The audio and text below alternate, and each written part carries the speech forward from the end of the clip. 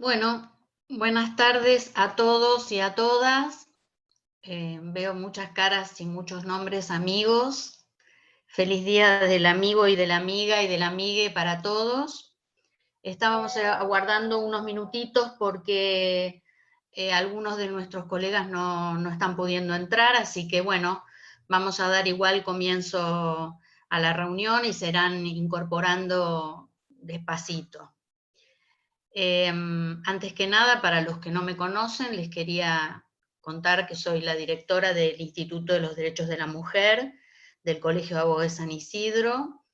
Este año hemos tenido varias reuniones, pero a partir del episodio del fiscal Rivarola, del fiscal de Chubut, empezó un revuelo al interior del instituto.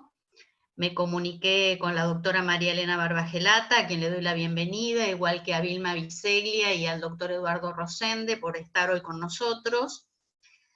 Y empezamos a conversar un poco sobre este tema del juicio abreviado, qué significaba el juicio abreviado, si la justicia penal tenía algo que decirnos a las mujeres distinto, algo distinto de lo que nosotras pensábamos que nos estaba diciendo, si el fuero penal estaba actuando con corrección en las cuestiones. Bueno, muchos de los temas aparecían igual en los debates con anterioridad a esta intervención de Rivarola que apareció en los diarios y que nos conmovió a todas.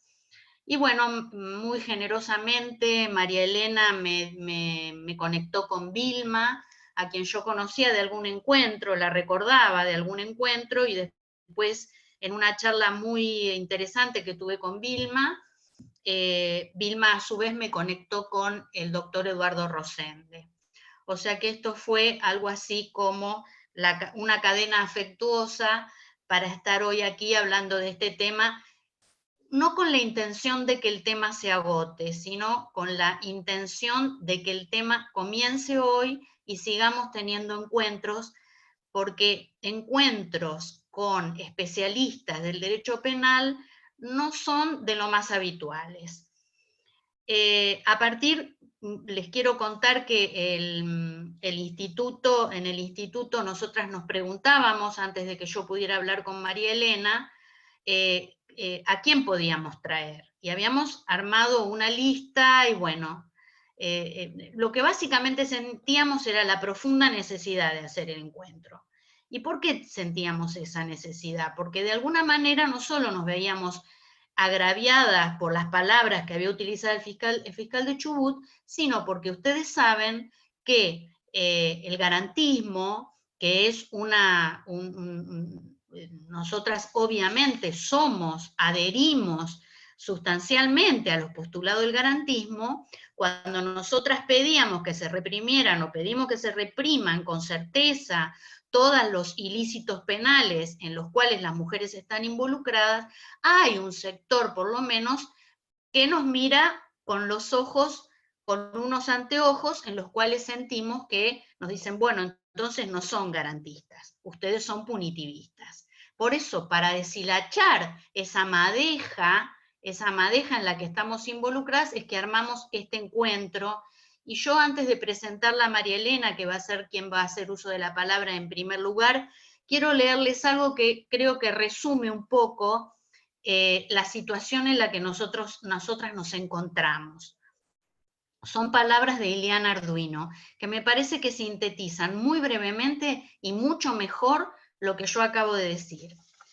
Si la reducción del poder y las violencias son consustanciales al proyecto garantista, esto implica necesariamente poder interrogarse hasta qué punto esas formas de construcción, esas gramáticas de los derechos, esos postulados, se ubican del lado del problema cuando enfocamos con perspectiva de género. La insistencia en dar la espalda a la mirada feminista solo contribuye a consolidar un estado de cosas en el que un aparato conceptual, institucional y político que se autoconcibe como programa minimizador de violencias deja en las puertas de su edificio las asimetrías que han hecho que durante siglos algunas formas de conflictividad no sean percibidas como violentas.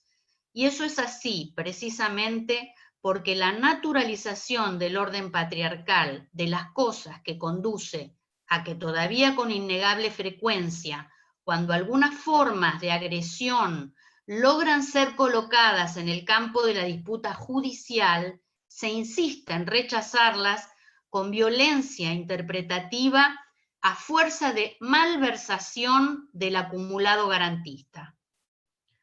Nosotras entendemos que la relación con los programas políticos como el garantismo penal se honra con críticas apoyadas en la valía emancipadora de lo construido hasta aquí y en el señalamiento de sus insuficiencias, sus límites, sus complicidades. Insistiremos en la revisión profunda porque nos tomamos en serio sus postulados básicos y porque, como en todos los campos de disputa, por más sustanciales libertades, a la lucha por una justicia más garantista y fortalecedora del Estado democrático, feminismo precisamente no es algo que le sobre. Estas son palabras de Ileana Arduino, quería leerlas antes de comenzar, y ahora sí voy a presentar a la doctora María Elena. María Elena, nuevamente te agradecemos que estés acá con nosotras. María Elena Barbagelata es abogada por la Universidad Nacional de Buenos Aires, fue constituyente por la Ciudad Autónoma de Buenos Aires, fue diputada nacional, integró la Comisión de Reforma del Código Penal, es integrante de la Comisión de Redacción de la Campaña por el Derecho al Aborto Seguro, Legal y Gratuito, integrante del Consejo Asesor del Ministerio de las Mujeres, y en la actualidad es directora de la Comisión de los Derechos de la Mujer de la Federación Argentina de Colegios de Abogados. Bienvenida, María Elena. Gracias, Silvia, ¿cómo estás? Bien, para escucharte. ¿Se escucha bien? María Elena, se escucha perfecto. Bueno, en primer lugar, muchas gracias, Silvia, y por esta inquietud y por tomar este tema que excede, me parece a mí, lo estrictamente profesional. Creo que todas las colegas y también las integrantes del movimiento feminista estamos muy preocupadas porque si algo relevamos en materia de violación a los derechos humanos de las mujeres es precisamente, o sobre todo, en esta rama del derecho que es el derecho penal. Por eso nos preocupa y tratamos de, con hechos puntuales como el que vos señalás, el de la Fiscalía de Trelew, o como otros hechos puntuales alrededor de determinadas sentencias que son sumamente discriminatorias, tomamos esos casos en realidad para ir corriendo el velo de supuesta neutralidad que tiene el derecho penal y buscando hacer visible justamente lo que recién señalabas, es decir,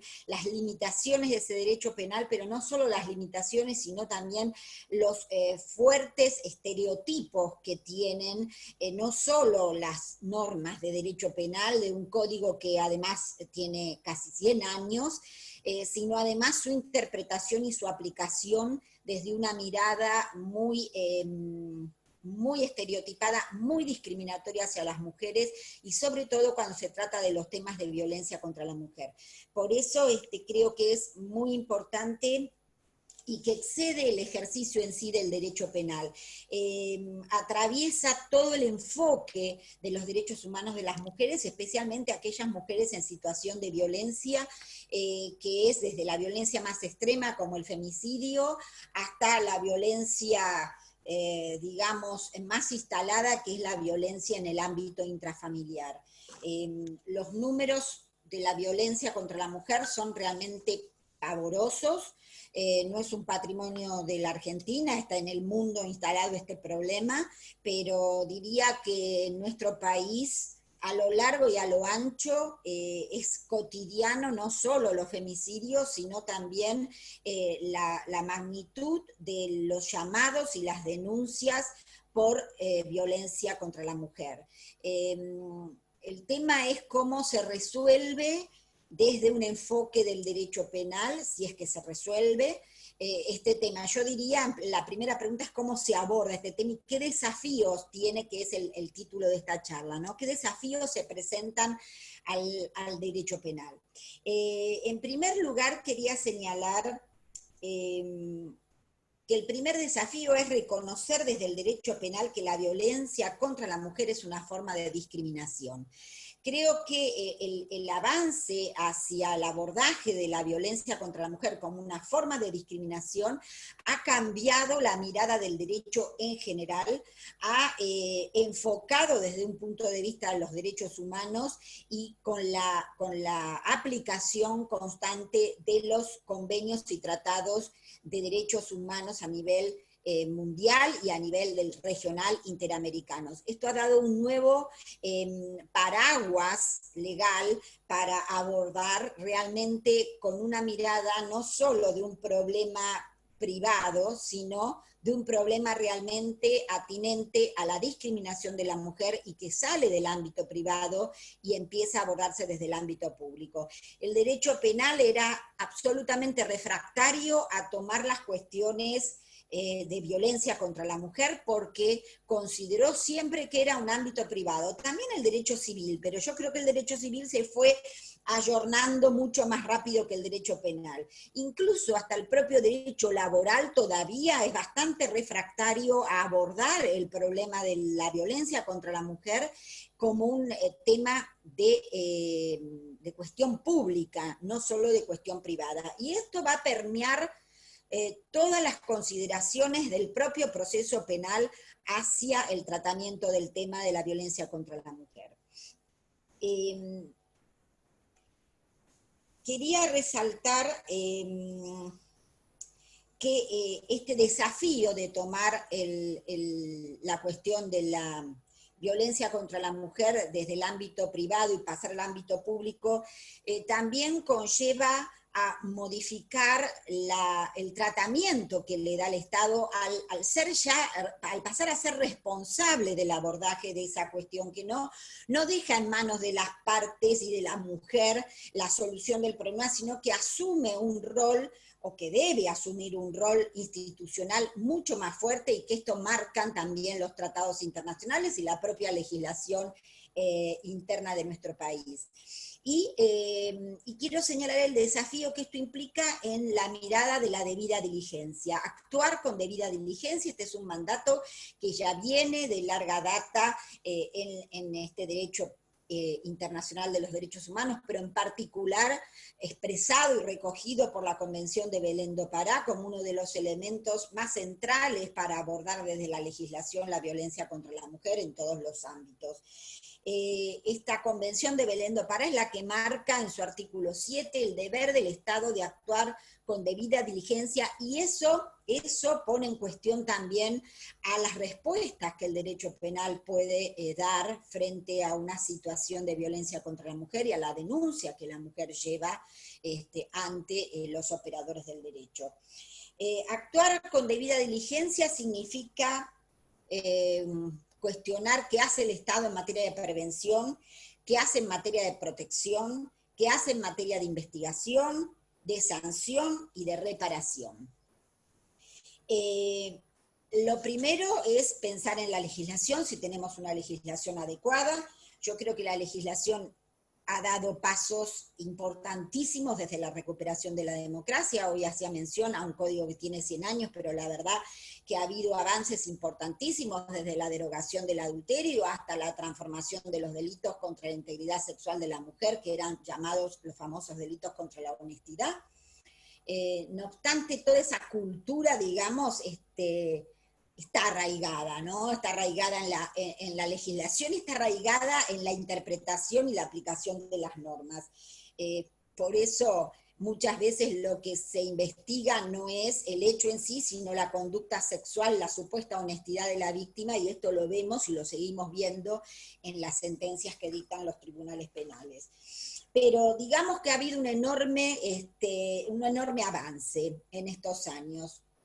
Igual nos queda pendiente nada menos que la criminalización del aborto, nos queda pendiente el infanticidio, que es una figura que se ha derogado, que entiendo muy mal derogada, y que hay que volverla a restablecer. Figuras que tienen que ser reformadas por su contenido absolutamente negativo y discriminatorio hacia la mujer, como es el delito de impedimento de contacto. Figuras que tienen que ver con la legítima defensa, donde en casos de violencia contra la mujer, donde la mujer empieza a decir basta y se defiende produciendo lesiones o incluso homicidio, cómo juega la interpretación de la conducta de la mujer descontextualizada de la historia de violencia para calificar entre homicidio o legítima defensa, ¿no? Estos son elementos que yo señalaría como desafíos para el derecho penal en cuanto a la modificación de la legislación. Pero queda mucho por hacer en la aplicación de las normas. Tenemos el problema de la interpretación restrictiva y basada en roles estereotipados.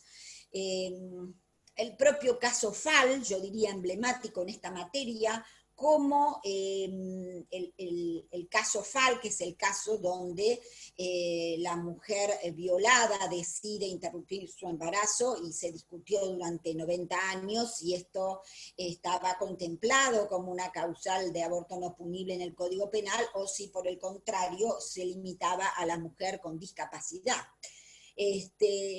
El texto no se ha modificado desde que la Corte ha dictado el caso Fall, sin embargo la interpretación ha sido amplia. La Corte terminó con esa interpretación restrictiva en contra de los derechos humanos de las mujeres y pasa a una interpretación amplia que yo creo que es un fallo paradigmático justamente en perspectiva de género y que pone en cuestión justamente esos hilos de interpretación o esos ejes de interpretación restrictiva de la justicia penal que es muy común encontrar en temas de violencia contra la mujer. Incluso en los temas de legítima defensa, varios fallos que llegan a la Corte Suprema de Justicia de la Nación, como el caso Leiva, por ejemplo, que es un caso del 2012 que vino de la justicia de Catamarca, donde a la mujer se la condena por homicidio calificado, pero es una mujer que en realidad fue objeto de una situación de violencia y se defendió. ¿Cómo la Corte analiza? Es un caso que llega a la Corte, que yo recomiendo su lectura, caso Leiva, María Cecilia, porque allí desmitifica varios estereotipos que se aplican en el proceso, no solo por parte de fiscales, sino también por parte de jueces y juezas, que exigen a la mujer conductas heroicas, incluso basada en posiciones doctrinarias donde en la relación afectiva la mujer debe soportar un umbral mayor de violencia y debe privilegiar un sentido de solidaridad y aguantar, digamos, entre comillas, un mayor nivel de violencia. Este es un punto que varios doctrinarios en derecho penal han sostenido, pero que la evolución, diría yo, con perspectiva de género del derecho penal ha hecho que se abandonara, pero subsisten sentencias desde este punto de vista que tienen que llegar a la Corte Suprema después de muchos años de prisión por parte de esas mujeres acusadas de homicidio. Así que creo que este es un punto que presenta un desafío muy interesante al derecho penal, que es la interpretación restrictiva y basada en roles estereotipados de las mujeres que tenemos que desnudar, plantear y replantear. Otro tema que me gustaría señalar como un desafío es el abordaje de las cuestiones de violencia contra la mujer desde un punto de vista integral y no fragmentado. En esto en esto le asigno responsabilidad a todo el sistema judicial, no solo, y al sistema también judicial que debe vincularse con el sistema social. Hoy en día las respuestas hacia la violencia contra la mujer son sumamente fragmentadas, no solo dentro del proceso, sino previo y en una situación donde revictimizan en definitiva a la mujer, que tiene que seguir una ruta crítica en las investigaciones que se han realizado. Hay un promedio de 7 veces de repetición del relato de las mujeres de violencia en distintas instituciones que toman intervención frente al hecho de violencia contra la mujer, un promedio de 7 veces de repetición del relato y un promedio de 17 veces de recurrir a instancias, ya sea judiciales o de salud o de fuerzas de seguridad, que, bueno, que son terrenos realmente engorrosos para la víctima y que en definitiva pueden hacer que no denuncie o que incluso denunciada la situación después se retracte. Este es un tema muy interesante que, bueno, vamos a abordar seguramente desde el punto de vista de la doctora que es jueza de ejecución penal, Vilma Biseglia, y también del doctor Rosende desde la Fiscalía. ¿Cómo juega esa retractación de la víctima y qué papel le cabe al Estado frente a la retractación de la víctima, ya sea en cuanto al apoyo social, económico, que debe brindarse por los canales comunitarios, por ejemplo, sino también desde el propio punto de vista del proceso y del derecho penal.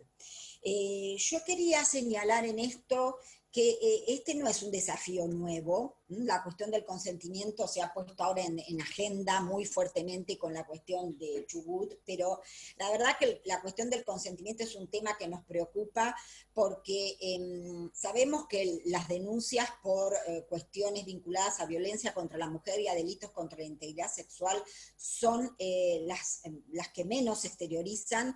Es la cifra negra del delito. Se estima que cada 10 hechos solo uno se denuncia, y a su vez de cada 10 denuncias solo una llegó a condena. Estos son datos de hace unos años, pero yo no creo que hoy se haya mejorado, al contrario, creo que el sistema penal es muy refractario y tiene muchos atajos, desde no investigar, desde archivar sin ningún tipo de diligencia, y tiene muchos atajos para no avanzar hacia la investigación y el juicio. Es por eso que entiendo que la Corte se haya pronunciado en el caso Góngora, que es uno de los casos que aquí queríamos analizar. Este caso la Corte, digamos que se pronuncia por la necesidad de avanzar hacia el juicio que determine la responsabilidad penal en casos de violencia contra la mujer, y desde el punto de vista penal, algunos aportan duras críticas ante este fallo, porque sostienen que la Corte ha asumido un carácter paternalista hacia la mujer víctima, que además ha expropiado el conflicto y prescindido, digamos, o prescindiendo de su voluntad y obligando a los fiscales a llevar adelante la causa de investigación. Yo creo que puede ocurrir que existan casos puntuales donde aconsejen salidas de suspensión del juicio de prueba, salidas alternativas al juicio, pero entiendo el fundamento de la Corte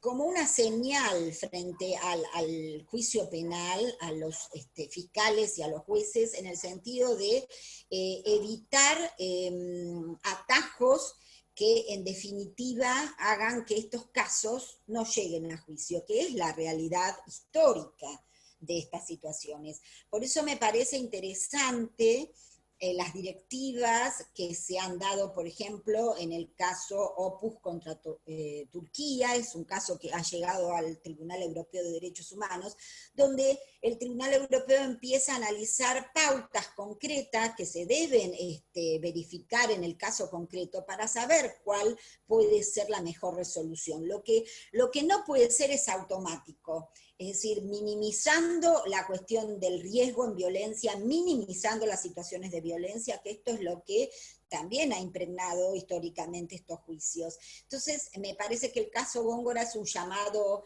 fuerte de compromiso del Estado, de decir, bueno, frente a una denuncia, frente a un caso de violencia, por supuesto hay que analizar la gravedad y el contexto general, pero tiene que haber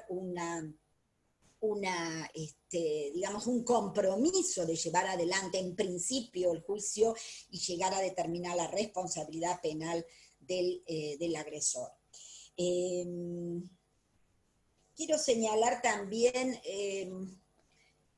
que es necesario avanzar hacia fórmulas más creativas.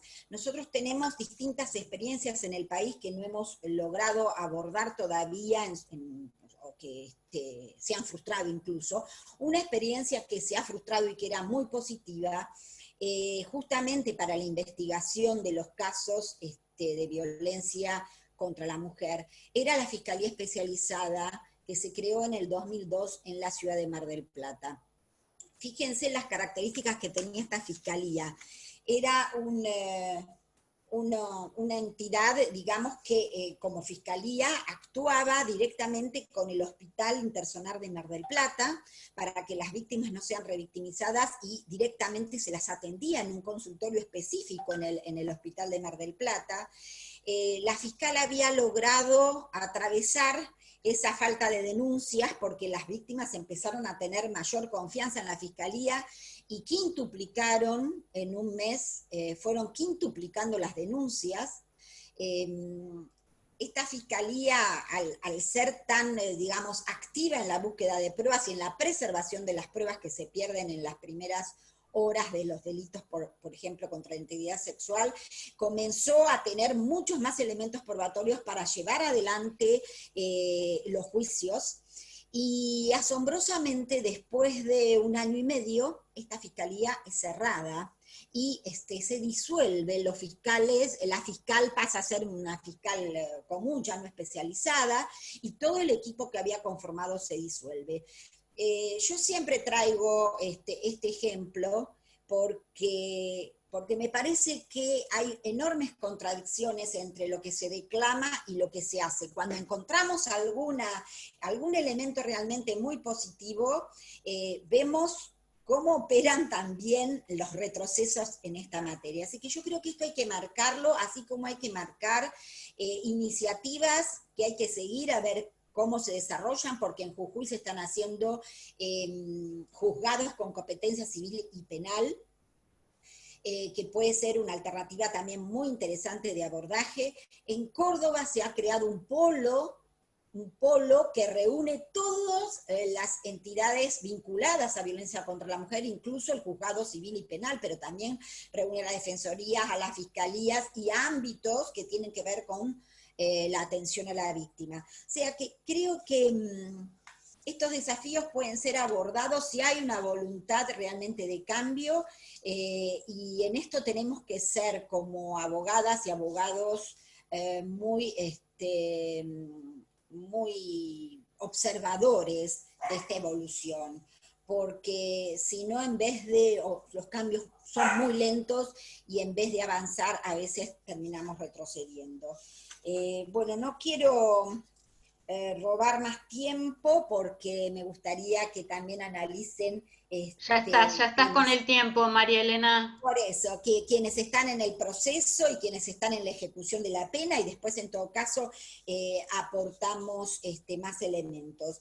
Lo único que quiero señalar es el compromiso, que estos sí son desafíos importantes, de desterrar los mitos y los estereotipos de género y de desafiar también la cultura de la incredulidad, que muchas veces pesa sobre la mujer y le resta valor a su testimonio. Bueno, gracias María Elena. Ahora vamos a escuchar al doctor Eduardo Rosende. Gracias Eduardo una vez más por estar con nosotros. El doctor Rosende es fiscal nacional de instrucción, profesor de la Universidad Nacional de Buenos Aires, de la Universidad Nacional de Lomas de Zamora y de la Universidad John Kennedy y de la Escuela de Capacitación del Ministerio Público Fiscal, y es autor de diversas publicaciones. Este es un currículum hiperabreviado. Te damos la palabra y estamos ansiosas por escucharte. Bueno, gracias Silvia. Bueno, los voy a defraudar a todos y a todas, pero bueno. Bueno, antes que nada, buenas tardes. Yo en una charlita pasada que tuve con Silvia, con María Elena y con Vilma, hablamos un poquito de esto, del contenido de los temas que íbamos a tener hoy en el marco de esta charla. Lo primero que por ahí quiero decir es empezar por lo que puede sonar de alguna forma desagradable para después ir limando y tejiendo el problema que se puede presentar con respecto al tema de las denuncias, o sobre todo cuando las mujeres son víctimas o cuando hay una cuestión de género en el medio. La primera cuestión es que yo he tenido casos de todos los tipos. En esos casos de todos los tipos, la realidad, para empezar por ahí, con lo último que acaba de señalar María Elena, es verdadera y absolutamente marginal aquellos casos donde el damnificado o la damnificada miente, donde logramos comprobar que efectivamente la exposición de la denuncia, por el contenido que sea, se trata de un relato falaz. Esto tiene que ver justamente con la capacidad o la perspectiva de las agencias judiciales frente a el damnificado o la damnificada cuando procede a efectuar una denuncia. En este sentido, los datos son marginales, llevan a una primera conclusión mínima para tener en cuenta, que es, ante las denuncias, la postura que uno debe tener es adoptando la credibilidad del hecho denunciado. No solamente por los factores que le vengan dados de las condiciones particulares de la persona que está declarando y de la forma que declara y demás, sino justamente por datos estadísticos. En este sentido, las denuncias que uno podría catalogar como falsas son mínimas, es un número realmente muy, muy inferior en el universo de casos que uno tiene. Y sí, nos enfrentamos también desde el Ministerio Público Fiscal. A mí me han tocado muchos casos donde a la primera denuncia, al primer relato, en hechos graves, en hechos leves, después de un tiempo se produce de alguna forma un retraimiento de la actitud del damnificado, de la damnificada específicamente, y he llegado también a plantearme ante casos donde la damnificada, la mujer que había denunciado, quiere retrotraer la denuncia y quiere dejarla sin efecto. Hace poco, en el medio de la pandemia, digamos, le voy a contar el caso extremo. En el medio de la pandemia nos hacen una denuncia vía correo electrónico, lo recibimos, la tramitamos, formulamos una audiencia vía Zoom con la persona, tratamos de comunicarnos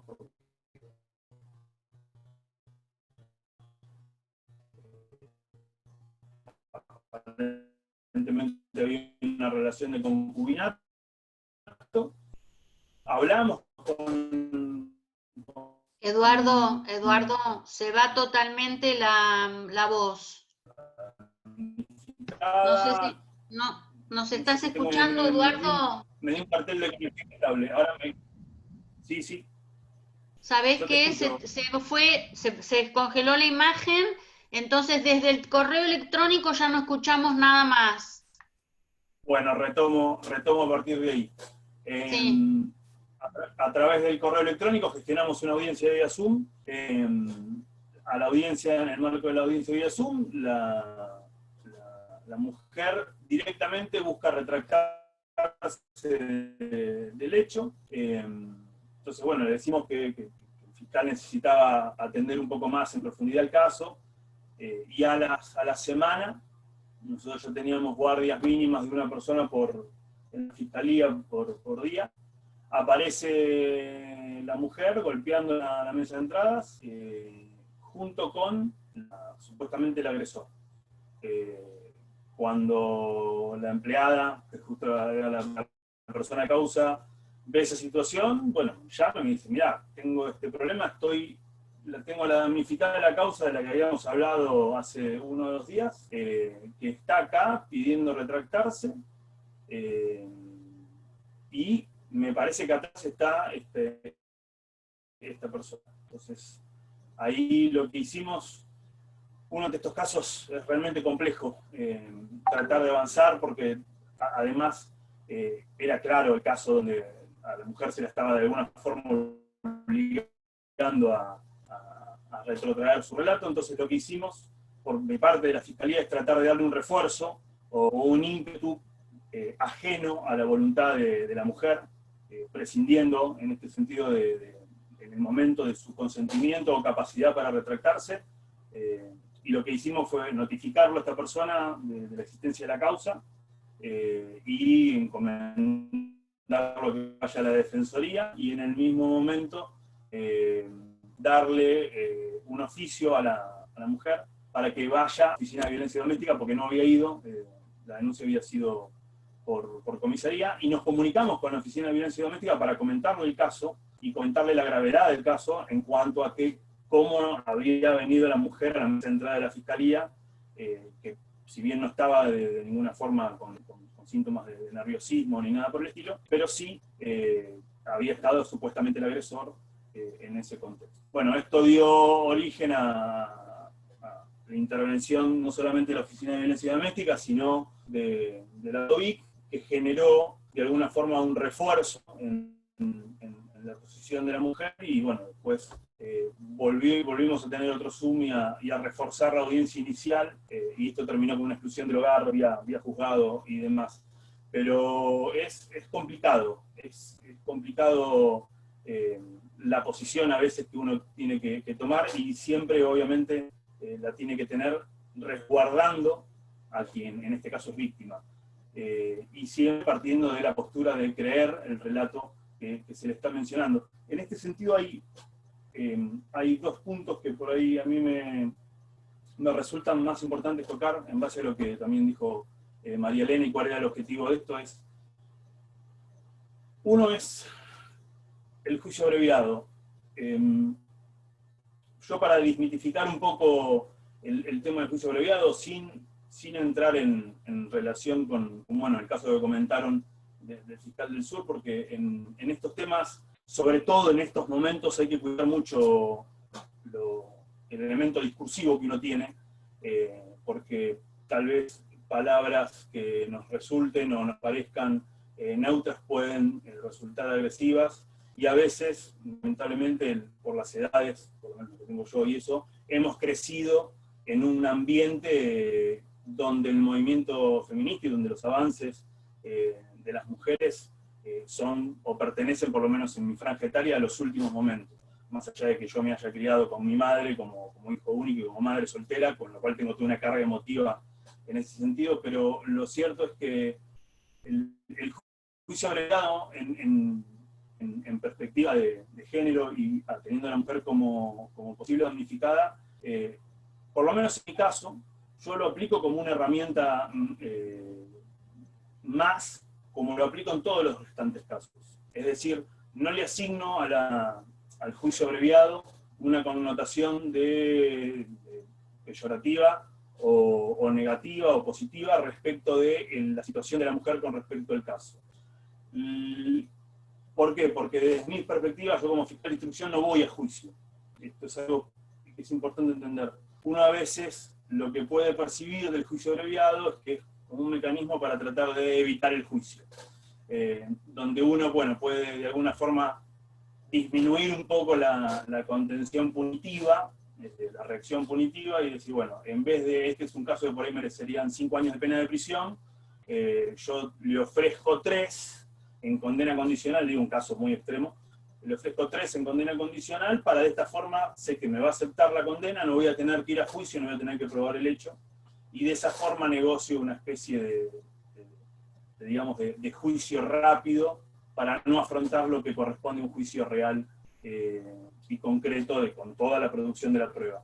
A mí eso no me pasa porque yo lo que produzca o no produzca en los casos de flagrancia, he tenido casos de violencia de género en los casos de flagrancia, si yo no ofrezco juicio abreviado, directamente va a juicio. Y a mí me resulta mucho más simple, incluso por ahí, formular un requerimiento de elevación a juicio y que esto siga corriendo y vaya a juicio, que concentrarme y poder tratar de lograr una condena antes de llegar a la etapa de debate. Bueno, en este sentido es lo que generalmente yo he tratado siempre de hacer.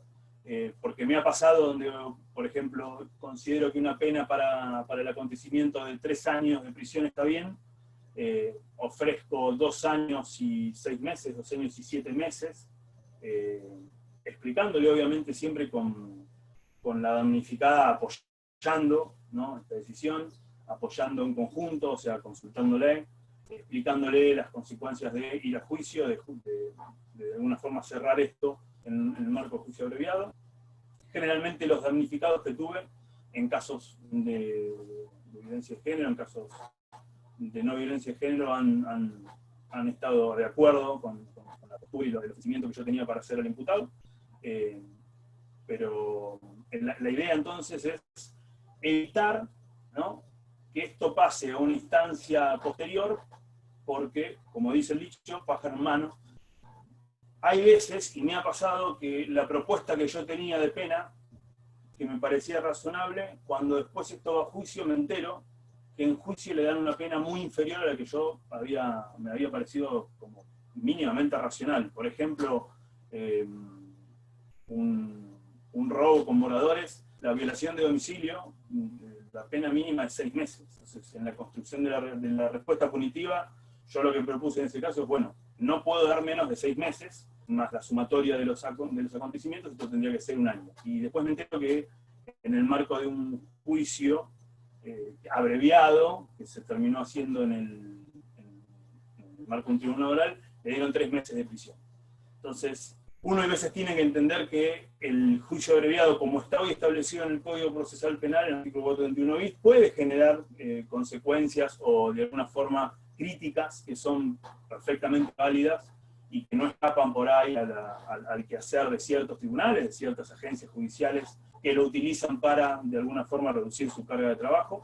Pero el juicio abreviado me parece una herramienta muy importante, justamente por lo que venía diciendo María Elena, es de evitar una nueva presencia de la mujer en el marco de un nuevo juicio, enfrentando a su agresor, obviamente si lo quiere hacer y desea la exposición en el marco de un debate, no hay razones para prescindir de la persecución y no hacer el juicio, pero a mí me parece una herramienta más que positiva en la totalidad de los casos que me ha tocado intervenir, y lógicamente también en lo que respecta a los casos de violencia contra la mujer.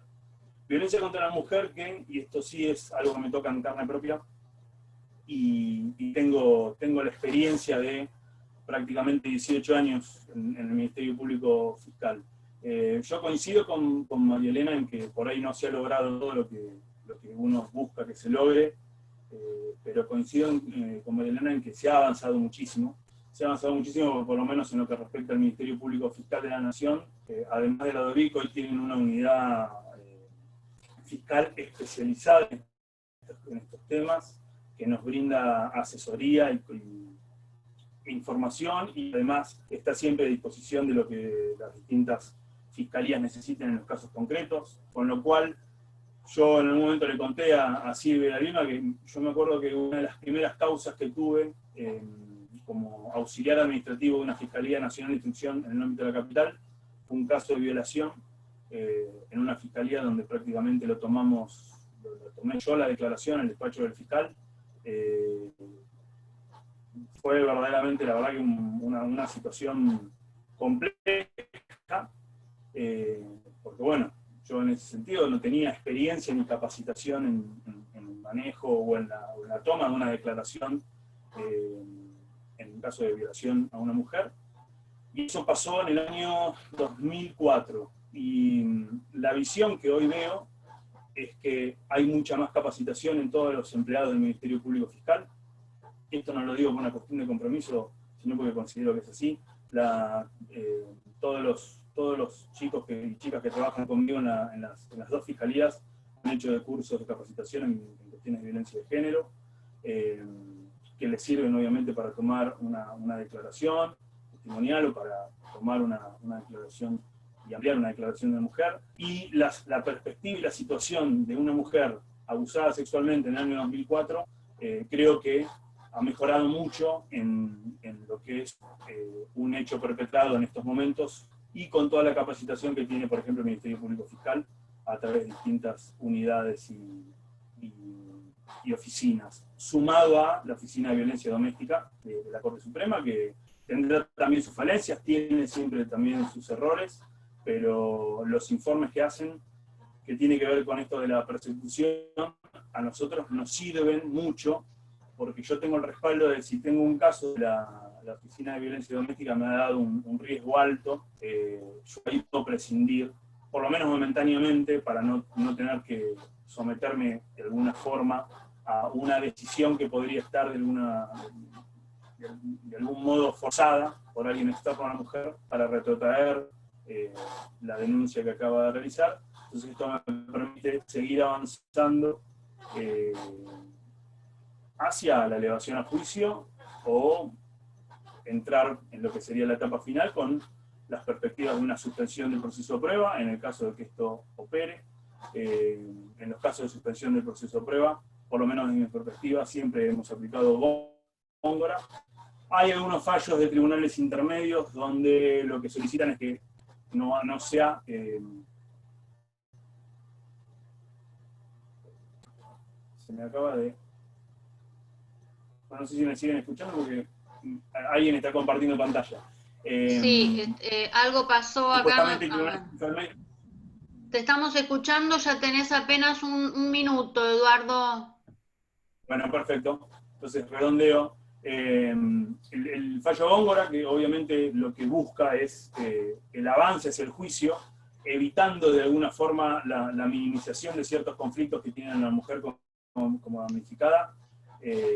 Ciertamente la Corte dio un mensaje muy claro y muy contundente, es que ante un caso de violencia de género, una violencia contra la mujer, la suspensión del proceso de prueba debe ser tomada con pinzas, y prácticamente yo, por lo menos de mi fiscalía, creo que he aplicado una sola vez, no he aplicado una sola vez el caso Góngora porque era un hecho en extremo menor, y donde consultadas las oficinas de los FEM consideraron que era correcto por ahí aplicar la suspensión del proceso de prueba, pero después en todo lo demás hemos aplicado Góngora, hemos sido solicitado la elevación a juicio, o en algunos casos, en audiencias de flagrancia, hemos solicitado el juicio abreviado, que en algunos casos fue aceptado y en otros no.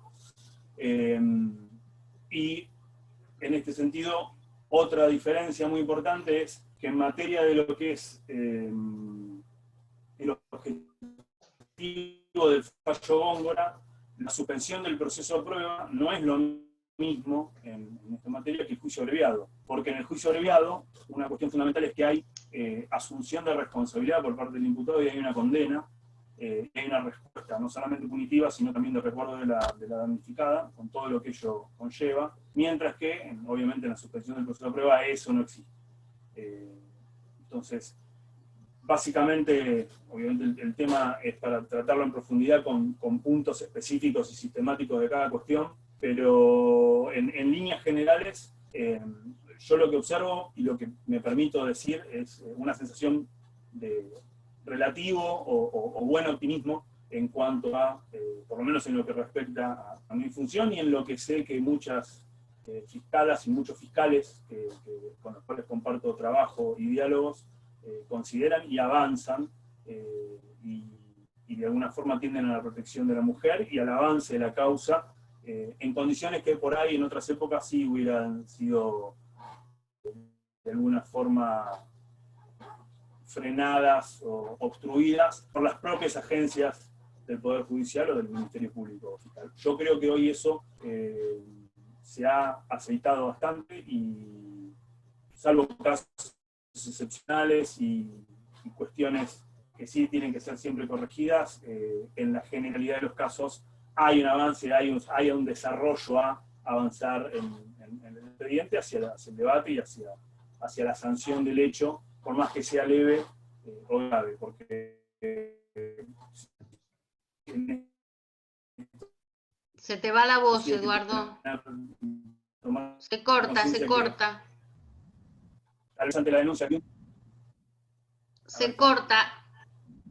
A lo mejor si anulás el video se te escucha mejor para terminar ya porque estás pasado de tiempo. Bueno, a ver, corto el video y ya redondeo. Sí. En este sentido también lo que uno tiene que tener en cuenta es que a veces tenemos una denuncia de un hecho muy leve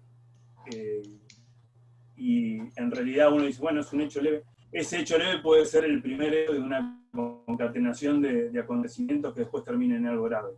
Entonces, por ahí, la respuesta del Ministerio Público Fiscal tiene que ser de tal forma de advertir y de poner en el foco de atención que este tipo de acontecimientos no puede, de alguna forma, ser más permeables a archivos o a desestimaciones o a distintas cuestiones que cerrarían el expediente, porque puede ser la primera cadena de acontecimientos. Nosotros a veces recibimos una denuncia que nos cuentan muchos hechos anteriores. Bueno, eso es una situación, pero también no debe valorarse ni minimizarse el primer acontecimiento violento, porque más allá de que podamos no conocer algunos otros hechos que no nos cuenten, pueden existir o puede ser el primer acontecimiento que después genere una cadena afectando con mucha mayor gravedad a la mujer, y a partir de ahí hay que tomar todos los recaudos necesarios justamente para dotar de resguardo y de refuerzo, no solamente a nivel psicológico, sino económico, porque puede subyacer una dependencia de alguna situación que después termine generando una retractación de la damnificada, que también no les digo que es la totalidad de los casos, pero es un nivel y un porcentaje de casos importantes a tener en cuenta.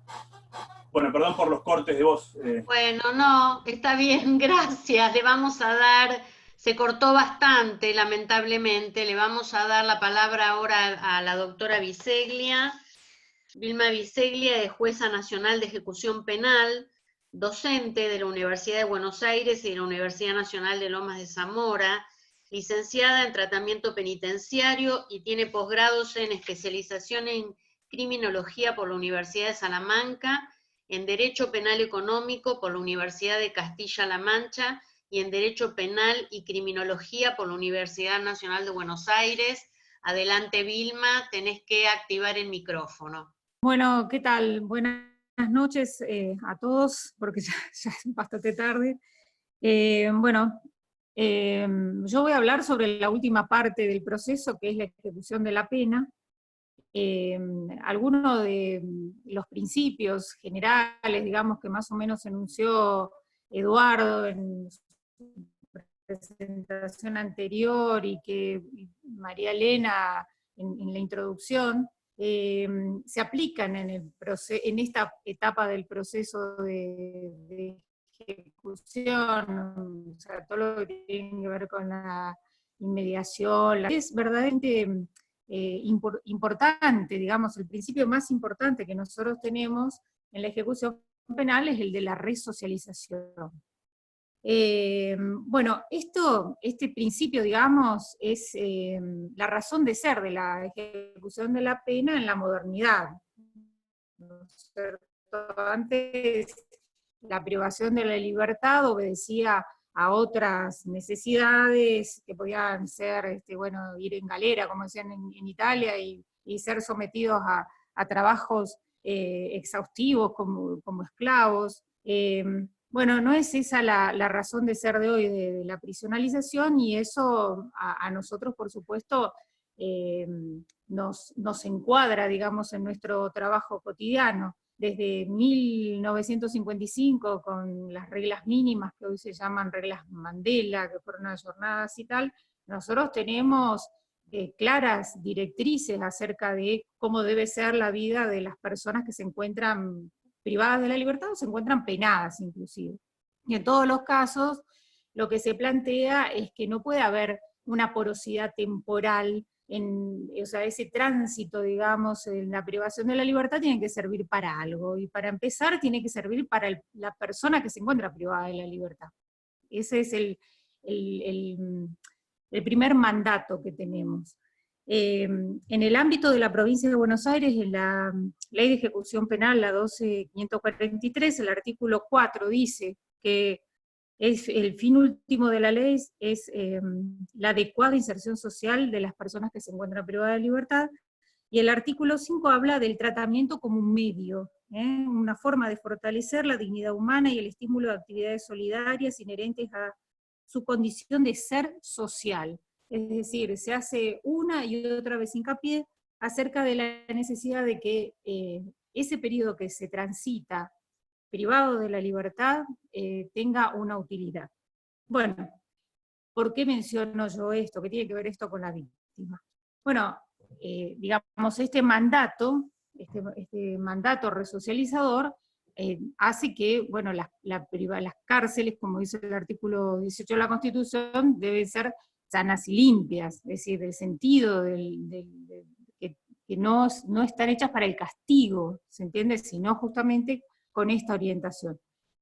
Durante la pandemia, arrancada la pandemia, se suscitaron, bueno, algo de lo que estuvieron diciendo previamente, o sea, toda una serie de decisiones que tomaron las cámaras, la Cámara Federal, la Cámara Nacional de Casación, las cámaras de casación de diversas provincias, en donde se instaba a los jueces, sobre todo a los jueces de ejecución, a adoptar medidas alternativas a la pena, formas de morigeración, etcétera, con aquella población especialmente vulnerable, es decir, aquellas personas privadas de la libertad que tienen enfermedades preexistentes que los ponía frente al COVID en peligro.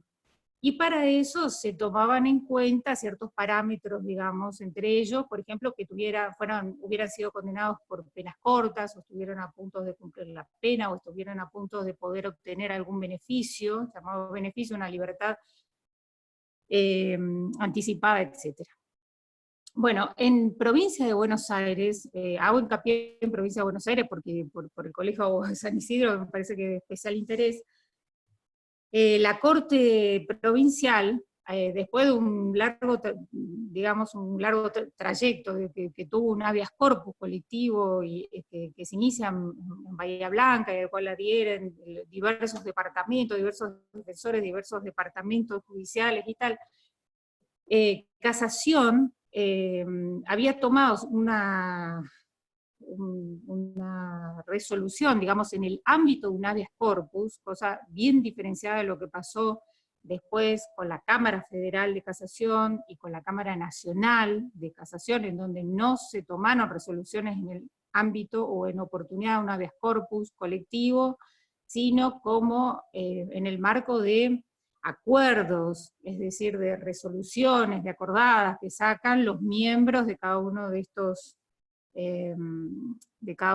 tribunales colegiados. Bueno, en el ámbito del habeas corpus, entonces, lo que se resuelve en forma colectiva es la morigeración de la pena, es decir, de penas domiciliarias, etcétera, de una gran cantidad de personas, devolviendo los legajos, por decirlo de algún modo, devolviendo la cuestión a los jueces de ejecución que tenían a su cargo, o a los jueces, a los tribunales también, que tenían a su cargo personas privadas de libertad todavía procesados, a los efectos de que ejecuten prácticamente esa decisión y hagan efectiva entonces la morigeración, la libertad o lo que fuera. Por supuesto, con toda una serie de directrices, digamos, de cómo llevar adelante esto, no una soltura sin más, etcétera, pero bueno, esa resolución hemos visto, o sea, digamos, las consecuencias de esa resolución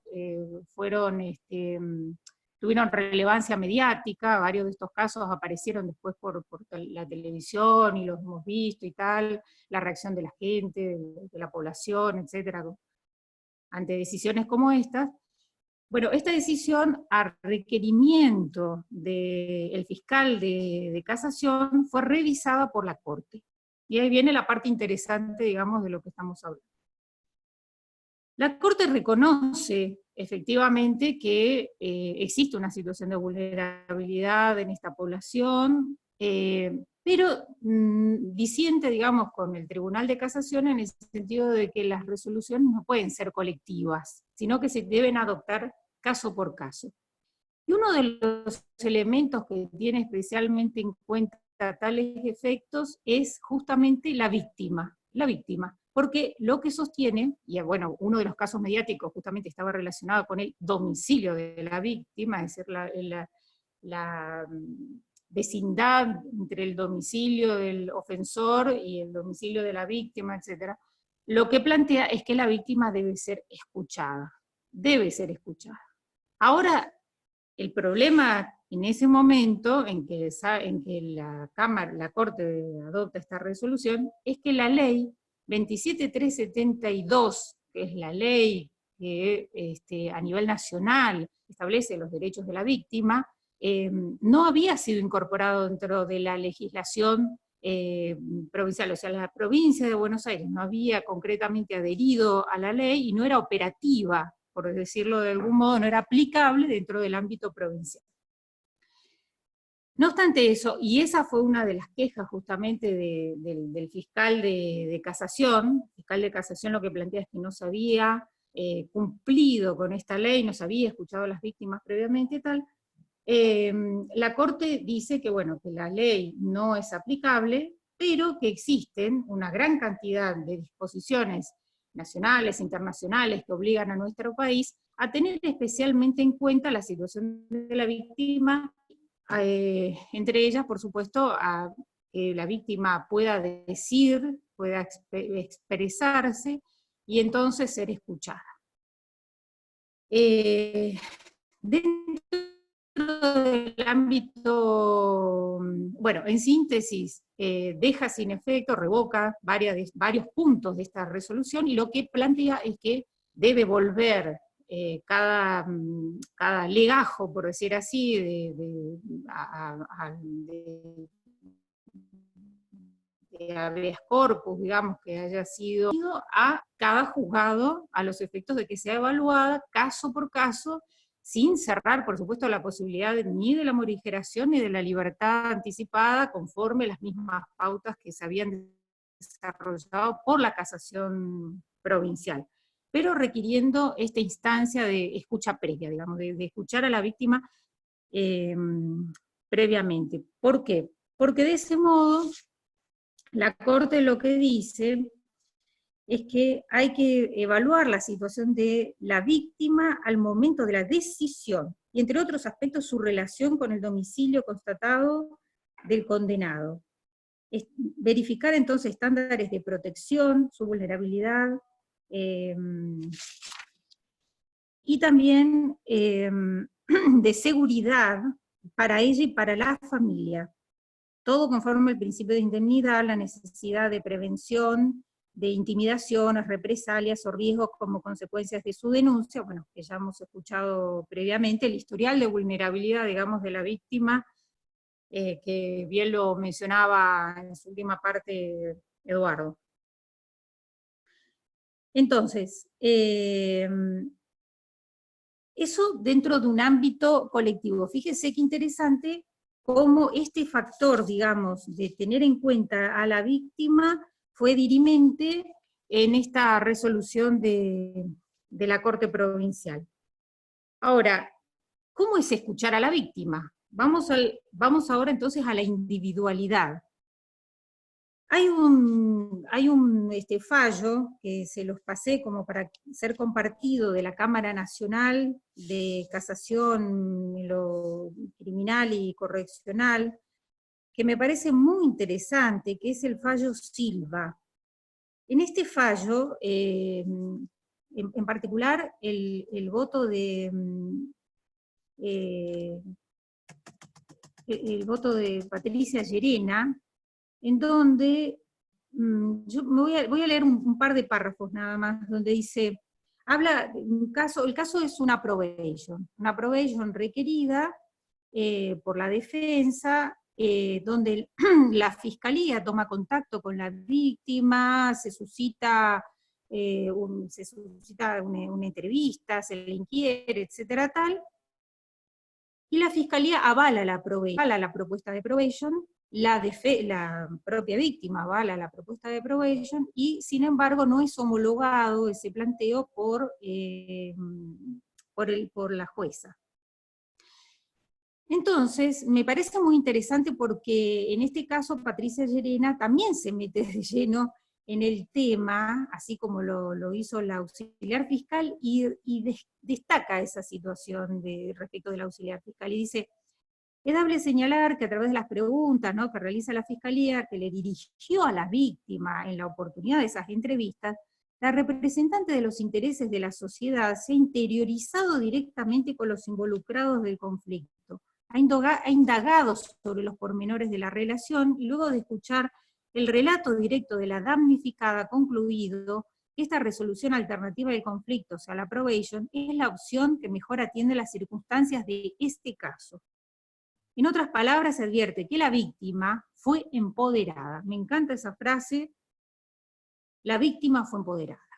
Y estuvo en igualdad de condiciones que un hombre, a los fines de decidir sobre la forma de solucionar el conflicto extremo, que no resulta ser un dato menor, ya que el preámbulo de la Convención Interamericana de Belén do Pará, bueno, que hizo referencia ya previamente María Elena, al que hace referencia la Corte en Góngora, digamos, no sería específicamente aplicado. Ellos lo que plantean es que este no es un caso como el de Góngora, lo plantean los tres jueces, pero en particular la doctora Llerena, y dice, ello da a entender dos cosas. Dice, por un lado, que la fiscal, a diferencia de la jueza, ha tenido realmente en cuenta la voz de la víctima, y por el otro, que la opinión de la víctima fue brindada en un contexto de igualdad de condiciones con la persona que se encuentra imputada.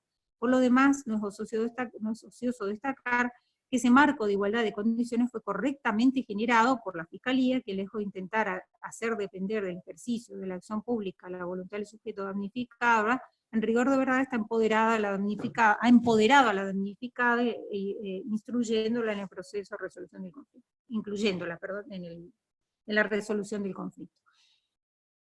Lo que me interesa destacar de esto, que vale para cualquier cosa, incluso también para las condenas en suspenso y para muchas otras situaciones que nosotros tenemos que dirimir con bastante regularidad dentro del juzgado, cuando por ejemplo se presentan víctimas de ofensas sexuales o víctimas de violencia de género, que pretenden visitas, por ejemplo, con sus victimarios en las cárceles, etc. Nosotros lo que tratamos de verificar es que se trata de una víctima empoderada. Efectivamente, ¿por qué? Porque las víctimas no llegan todos del mismo modo al proceso, ni todos llegan a ciertas instancias del proceso del mismo modo. Es decir, todas y todos, así como los detenidos, mientras están detenidos, digamos, son incorporados a tratamientos específicos relacionados con la violencia, etcétera, tal, las víctimas también van haciendo un ejercicio de empoderamiento, en la medida en que pueden, por supuesto, en la medida que tienen voluntad, sumándose a algunos dispositivos que les son acercados. Nosotros, por ejemplo, una evaluación que nos parece absolutamente interesante, digamos, que está siendo muy bien llevada, es la que proviene de la Cenavid, que es justamente el centro, ¿no es cierto?, de atención a las víctimas, que fue creada por la misma ley, la 27372, crea esta institución y tiene diversas áreas, digamos, de atención, a las cuales nosotros derivamos a las víctimas para que sean evaluadas, sean tanto evaluadas como asistidas y empoderadas, todo eso.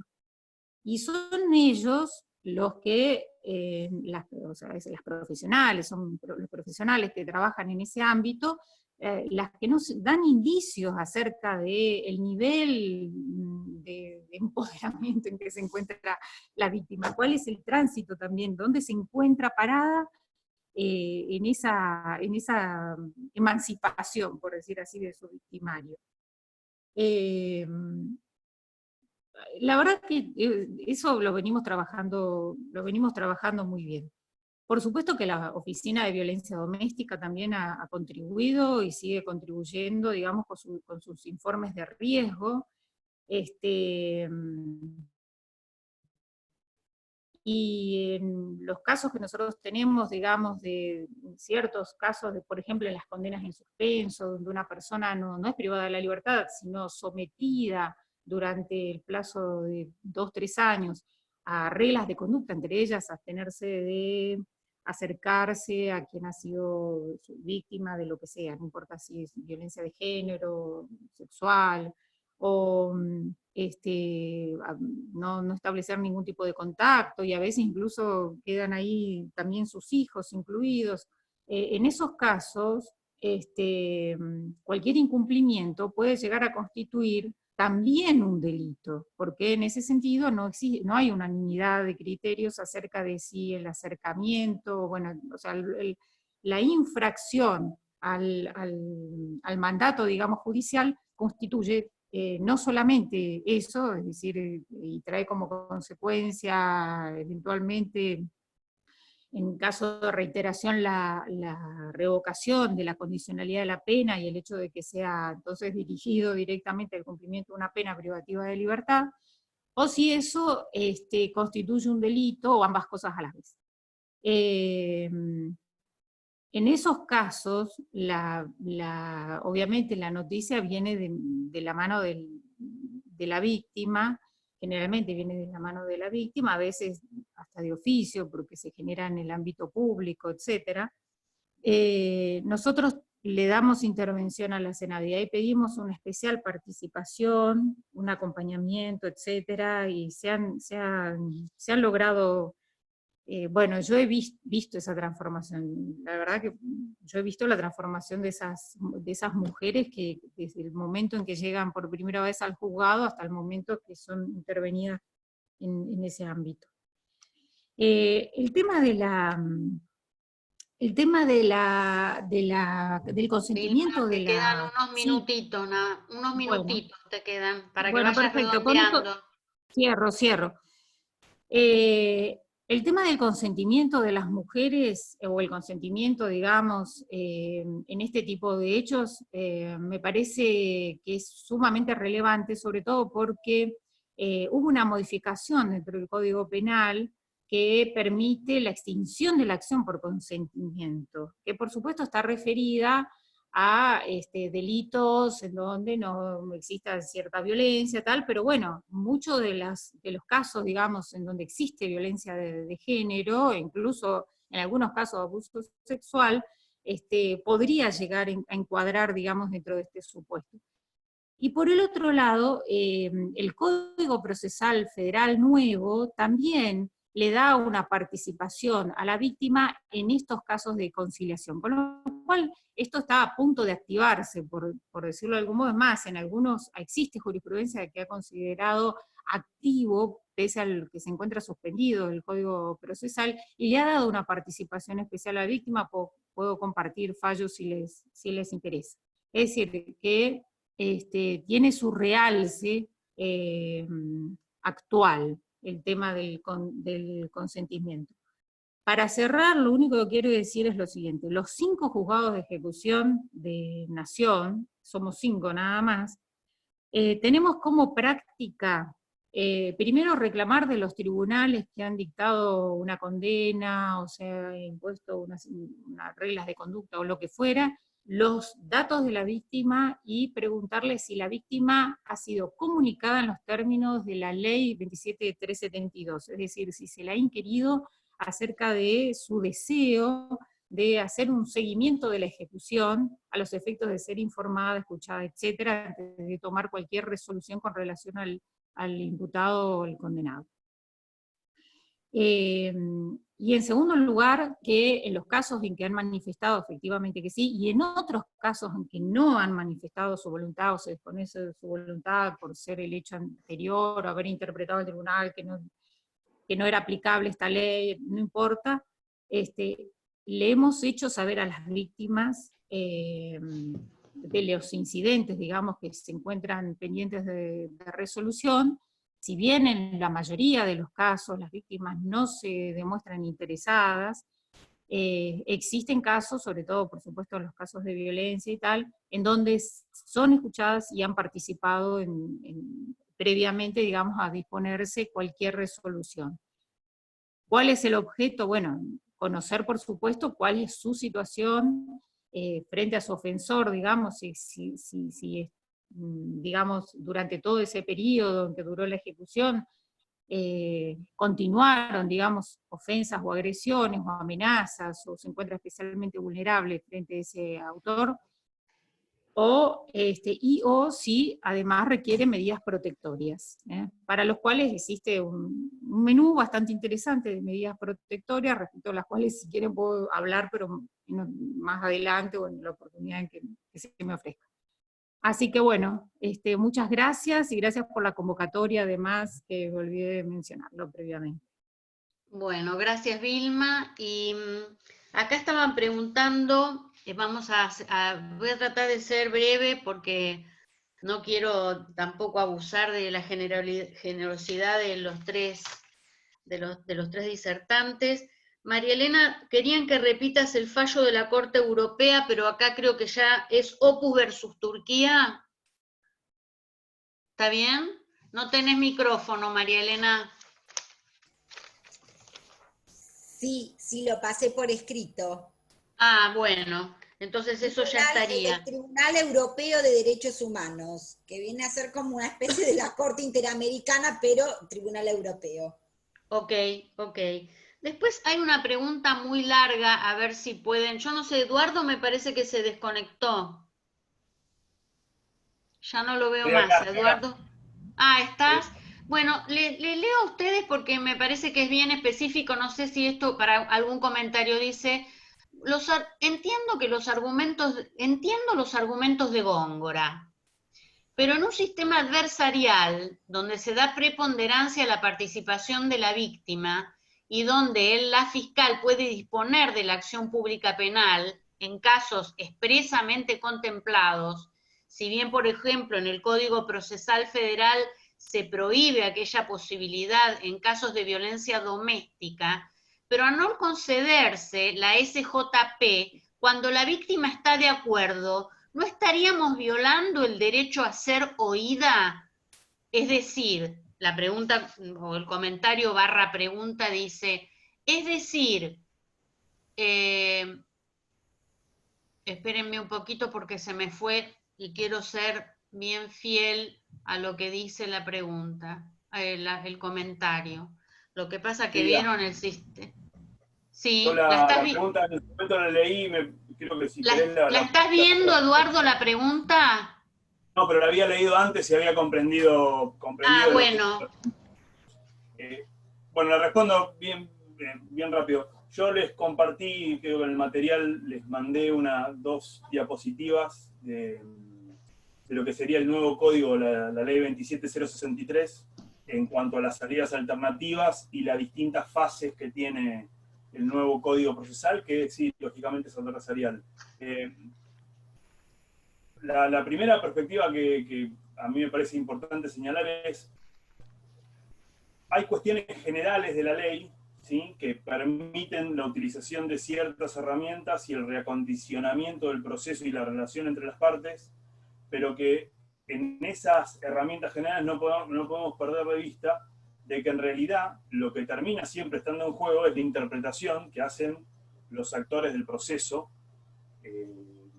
sea juez, sea fiscal, en el marco de ese sistema adversarial. Entonces, siempre vamos a poder tener la crítica donde, bueno, estamos respetando al damnificado o a la damnificada en cuanto a su capacidad de decidir sobre el resultado del proceso en estos casos o en estos no. El Código Procesal Penal, el nuevo Código Procesal Penal, le permite al fiscal disponer de la acción, pero no le quita la titularidad de la acción que tiene. Después, obviamente, puede haber una conversión de la acción pública en acción privada, pero el fiscal no deja de perder la capacidad de, al ver ciertas herramientas que hoy tiene, como por ejemplo un alto riesgo y que la damnificada en este caso puede estar siendo sometida de alguna forma a una violencia de género, de índole psicológica, de índole económica, mantener la postura de seguir avanzando en el proceso. Que volvemos a lo mismo, teniendo en cuenta la herramienta general aportada, hay que ser muy prudente y muy concreto para aplicarla en casos donde el damnificado no quiere seguir adelante. Yo me gustaría agregar algo. Dale.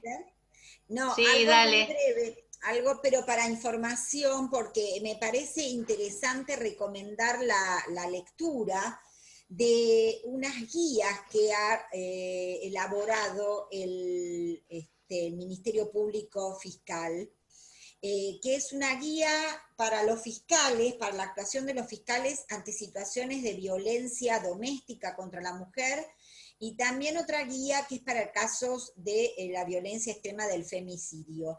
Pero en particular quisiera recomendar esta guía de violencia contra la mujer, porque también las abogadas litigantes nos dan herramientas para exigirle a los fiscales determinado accionar y determinada conducta en el proceso. Estas guías son relativamente nuevas, tienen 2 años, es muy interesante analizarlas, da para otra charla, porque muchas de ellas sabemos que no se aplican, o sea que esta es una guía interesante, porque está dada por la propia autoridad del Ministerio Público Fiscal, debería ser operativa, y entre ellas tienen numerosos aspectos para no revictimizar a la denunciante, porque ese es el tema también, ¿no? Cuando la denunciante rectifica su denuncia, la retira, hay detrás un trasfondo que este sistema penal debería preguntarse: ¿qué he hecho yo para que una persona que tomó la decisión de denunciar después tenga que retractarse? Yo diría, como he visto, que la primera actuación de un fiscal es presentar una pericia psiquiátrica y psicológica a la denunciante en caso de violencia. Bueno, es asombroso que esa denunciante continúe sosteniendo el proceso. Entonces, esto replantea un montón de aspectos, que por eso recomiendo esta guía, porque nosotras en el litigio somos las que tenemos que exigir, ya sea como defensa, como querella, que estas pautas se apliquen. Bueno, muy bien, María Elena. El chat está lleno de agradecimientos, de felicitaciones.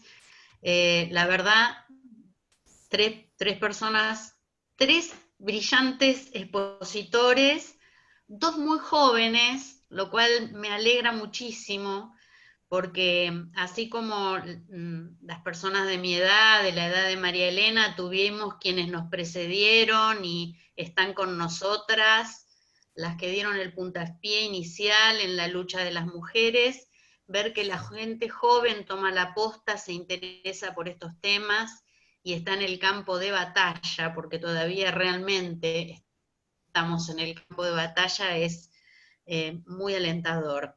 Les agradezco nuevamente en nombre del Instituto de los Derechos de las Mujeres, en nombre del Colegio de Abogados de San Isidro.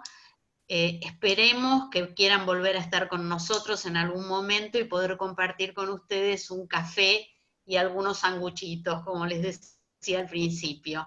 Bueno, un cariño enorme, enorme, y hasta pronto. Muchas gracias. Chao, gracias por la invitación. Gracias a todos por escuchar. Gracias.